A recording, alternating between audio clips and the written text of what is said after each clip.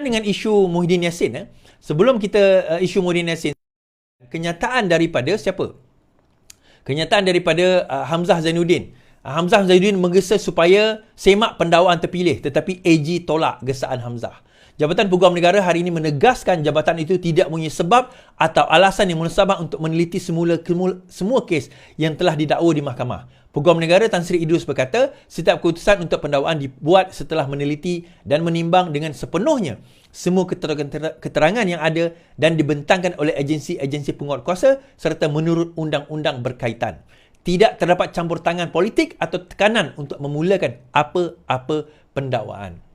Ini berlaku saja orang kata terdapat satu kenyataan bahawa sekarang ini Muhyiddin Yassin telah dibebaskan daripada kes orang kata salah guna kuasa. Saya tak komen hari tu kan. Orang-orang PAS pun, orang PN pun, geng-geng abah ni kan. Abah kau kan bersorak, dia kata tengok kerajaan kejam, tengok kerajaan ini pendakwaan terpilih. Baik tuan-tuan, saya nak bacakan, kemudian kita akan pergi kepada the main factor yang kita nak bawa.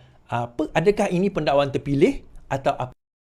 Baik, kes salah guna kuasa mahkamah bebas lepas Muhyiddin Yassin. Presiden Muhyiddin Yassin berjaya dalam permohonannya untuk membatalkan 4 pertuduhan salah guna kuasa bagi parti itu yang dikaitkan dengan program Jana Wibawa. Hakim Mahkamah Tinggi Muhammad Jamil Hussein memutuskan bahawa pertuduhan ke atas bekas Perdana Menteri itu adalah cacat, tidak berasas dan kabur serta tidak selaras dengan kanun tata jenayah atau CPC, Criminal Procedure Code. Katanya pertubuhan itu tidak mendedahkan bukti-bukti yang mencukupi mengenai kesalahan yang didakwa mengikut Akta SPRM 2009. Baik. Now, sebenarnya apa yang berlaku? Saya akan membawa perkara ini dan tuan-tuan boleh nilai sendiri. Apakah yang berlaku? Baik. Kita tengok pertuduhan terhadap Muhyiddin Yassin. Baik. Dia ada 4 pertuduhan. Saya tak akan baca secara detail. Tapi yang ni saya boleh bacakan sebagai rujukan yang pertama saja. Lepas tu kita akan skip through secara pantas. Bahawasanya kamu di antara 8 Februari sehingga 25 Februari 2021 dan 5 Februari 2021 di Pejabat Perdana Menteri Blok Utama Bangunan Perdana Putra Pusat Pentadbiran Kerajaan Persekutuan di dalam wilayah Persekutuan Putrajaya sebagai seorang pegawai awam, iaitu Perdana Menteri dan Presiden Parti Bumi Bersatu telah menggunakan kedudukan kamu untuk satu suapan, iaitu wang berjumlah 200 juta daripada Bukhari Equity Sdn Bhd bagi sekutu kamu, iaitu Parti Pribumi Bersatu Malaysia.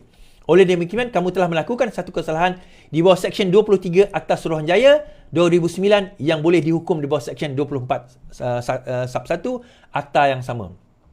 Apabila disabitkan kesalahan, hukumannya dipenjara selama tempoh tidak melebihi 20 tahun dan didenda tidak kurang daripada 5 kali ganda jumlah atau nilai suapan yang menjadi hal perkara kesalahan itu jika suapan dan seterusnya. Dan tuduhan kedua, di antara Mac 2020 dan Ogos 2021, di bawah ini telah menerima RM1 juta daripada Nepturis Sdn Bhd. Kemudian di antara Mac 2020 dan Ogos 2021 telah menerima satu suapan berjumlah RM19.5 juta daripada syarikat Manfur Sdn Bhd. Dan juga pertuduhan keempat daripada Mac 2020 sehingga Ogos 2021 di Pejabat Perdana Menteri telah menerima sejumlah wang iaitu 12 juta daripada Azman bin Yusof bagi sekutu kamu yang kemudian didakwa di bawah seksyen yang sama. Keempat-empat ni didakwa di bawah seksyen yang sama. Hukuman. Apabila hukuman sama, now, apa masalahnya tuan-tuan? Kalau kita tengok di dalam CPC, Criminal Procedure Code, CPC ni, Criminal Procedure Code, lihat bahawa terdapat prosedur untuk membentuk tuduhan. Kita kena, siapa yang belajar undang-undang, siapa yang belajar undang-undang, kalau dia belajar undang-undang, ini benda yang paling basic. Nak form the charge ni, kita nak forming the charge tu adalah benda yang paling basic dalam kita nak jadi pendakwa raya. Atau terutama nak jadi pendakwa raya, even kalau kita peguam bela kena faham lah bagaimana nak argue benda ni. Now, kenapa benda ni basic? Saya kata benda ni kalau kita first year pun kita belajar. First year CLP lah kita belajar, atau final year degree di dalam Malaysia kita belajar. Now, di dalam CPC Seksyen 152 dan 152 kan, yang pertama perlu menyatakan kesalahan. Okey, ada tak kesalahan? Ada. Dia melakukan suapan. Kedua, akta dan undang-undang dan seksyen kesalahan. Ada tak? Ada. Masa bila dia lakukan? Ada. Tempat? Dia ada. Tertuduh? Iaitu Muhyiddin Yassin. Now, isu dia, in breach of trust shall not exceed more than 1 year. Apabila sesuatu itu melakukan kesalahan pecah amanah, maka tarikh di mana dia nak dituduh itu tidak boleh lebih daripada 1 tahun. Kalau lebih, maka hendaklah dipecahkan seksyen tersebut. Okey. Contohnya di dalam kes inilah, so kena pecah dalam contoh diberikan. Now, seksyen pertuduhan kesalahan menggunakan jawatan di bawah Akta SPRM dia letak di bawah seksyen 23. Kan? Dia kata mana-mana pegawai badan awam yang menggunakan jawatan atau kedudukan untuk apa-apa suapan, maka pertuduhan ini diletak di bawah seksyen 23. Tetapi bagi saya, seksyen 23 ni tak cukup. Sepatutnya pendakwaan letak satu lagi seksyen, iaitu seksyen 16.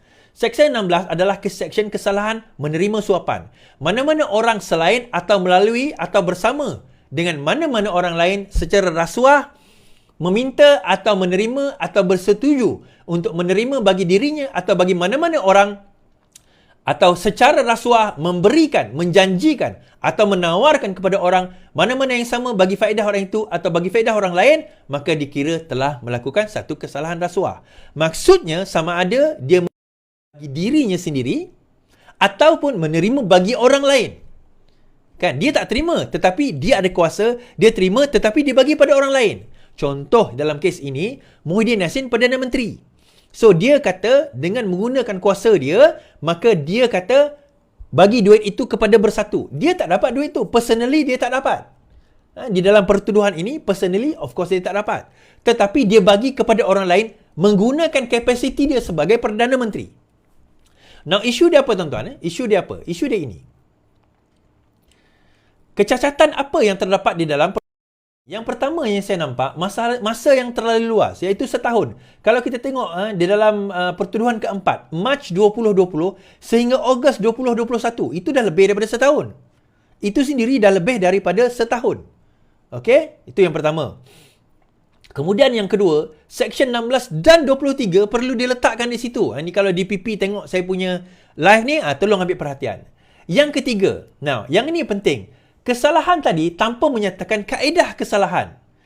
Kaedah kesalahan. Dia kata sebagai seorang pegawai badan awam, Perdana Menteri, Presiden PBB telah menggunakan kedudukan kamu untuk satu suapan, iaitu wang berjumlah 200 juta ringgit daripada Bukhari Equity Sdn Bhd bagi sekutu kamu, iaitu Parti Pribumi Malaysia. Yang ini, dia tidak menyatakan spesifik apa yang dilakukan. Nah, kalau saya sebagai DPP, saya akan buat macam ni. Sebagai seorang pegawai awam, Perdana Menteri Malaysia telah menggunakan kedudukan kamu untuk satu suapan berjumlah 200 juta daripada Bukhari Equity dengan menjanjikan akan membatalkan penarikan pengecualian cukai Bukhari, Yayasan Bukhari, bagi sekutu kamu, iaitu Parti Pribumi. So dia kena tambah perkataan ni je tuan-tuan.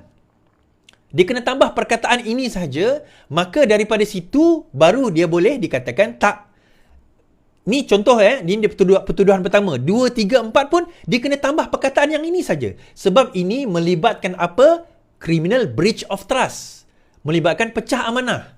Melibatkan suapan. Maka perlu diperincikan tentang manners of the offence dipanggil. Di bawah Seksyen 153. Manners of the offence itu perlu dinyatakan. Nah, apa yang judge betul lakukan? Yang pertama, betul lah dia menolak. Hakim Mahkamah Tinggi betul lah. Dia menolak pertuduhan tersebut. Betul. Dia menolak tuduhan tersebut. Charges tersebut defektif, kita kata. Charges tersebut defektif. Tetapi silapnya adalah, apa yang hakim silap lakukan, dia memberikan DAA. Apa itu DAA? Discharge amounting to acquittal. Ataupun dibebas dan dilepaskan. Dia bebas dan lepaskan. Sedangkan dalam kes di mana charges itu tersilap ataupun defektif, contohnya kes Anwar Ibrahim dahulu, kalau kita tengok, dia sepatutnya bagi DNAA, discharge not amounting to acquittal. Dilepas tapi tidak dibebaskan. Erti kata, dia boleh didakwa semula. So, apa yang Mahkamah Rayuan boleh lakukan? Yang pertama, kalau Mahkamah Rayuan boleh kata pertuduhan itu tidak cacat. Dia kata tak ada, tak cacat. So, kalau dia kata tak cacat, maka kembali ke Mahkamah Tinggi dan perlu diadakan trial, perbicaraan penuh perlu dilakukan. Atau menyatakan ada cacat. Dia kata betul bahawa apa yang dilakukan oleh Mahkamah Tinggi itu betul. Tetapi silap dalam memberi DAA. Sepatutnya DNAA. Sepatutnya dibebas tanpa dilepaskan. So kalau itu DNAA, dibebas tanpa dilepaskan, maka boleh dikembalikan kepada Peguam Negara untuk meminda pertuduhan berdasarkan kepada perkara 145 pasal 3 di mana peguam negara mempunyai kuasa yang amat luas sama ada untuk orang kata apa, menurut budi bicaranya, memulakan, menjalankan, memberhentikan apa-apa prosiding bagi satu kesalahan selain prosiding di Mahkamah Syariah, Mahkamah Adat Negeri atau Mahkamah Tentera. Maka peguam negara mempunyai satu kuasa yang amat luas sebenarnya untuk nak amend benda tersebut. Dan setelah di-amend, kembali ke Mahkamah Tinggi untuk memulakan kembali prosiding pertuduhan. Itu sebenarnya boleh dilakukan ini. Sepatutnya ini yang dilakukan dalam perkara ini dan sepatutnya ini yang kita nak kena kena yang dalam Mahkamah Rayuan nanti yang kita menarik untuk kenalihan. Baik. Now, adakah Muhyiddin Yassin telah bersalah? Adakah Muhyiddin Yassin tidak bersalah? Okey. Dia macam ni tuan-tuan, saya nak kata. Yang pertama, bila Muhyiddin Yassin itu dia digugurkan hukuman tersebut, pengguguran pertuduhan ataupun kesalahan itu tidaklah menyatakan Muhyiddin Yassin itu bersalah atau tidak bersalah. Sebab dia bukan pertuduhan mengenai kesalahan. Dia bukan pertuduhan mengenai kesalahan. Dia bukannya perbicaraan mengenai bersalah atau tidak, kesalahan.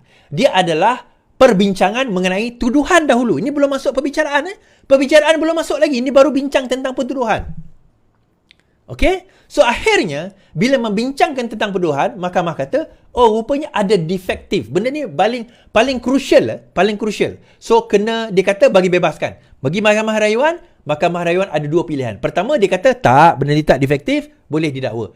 Atau kalau dia kata defektif, dia kena lihat satu lagi. Dalam normal practice, kalau defektif, dia tak bagi DAA, dia bagi DNAA. So, Mahkamah Rayuan boleh kata, dia defektif tetapi bukan DNA, dia DAA. So, ini rayuan ni kena dikemukakan. So, boleh tak lepas ini, didakwa kembali Muhyiddin Yassin? Jawapannya boleh. Kalau Mahkamah Rayuan mengatakan, dia adalah DNAA. Dia defektif, cacat, pertuduhan itu cacat, tetapi kita membebas tanpa melepaskan. Erti kata, kembali kepada AG, reform balik charges tersebut, bentuk balik charges tersebut, dakwa balik semula. Adakah ini satu kekejaman? Tidak. Ini keadilan. Dan ini adalah prosedur. Disebut dalam CPC, Criminal Procedure Code. Dan juga di dalam perlembagaan. Perkara 145, pasal 3, memberikan kuasa yang besar kepada peguam negara untuk mendakwa semula. Baik tuan-tuan. So, ini adalah perkara-perkara yang perlu kita ketahui. Okey.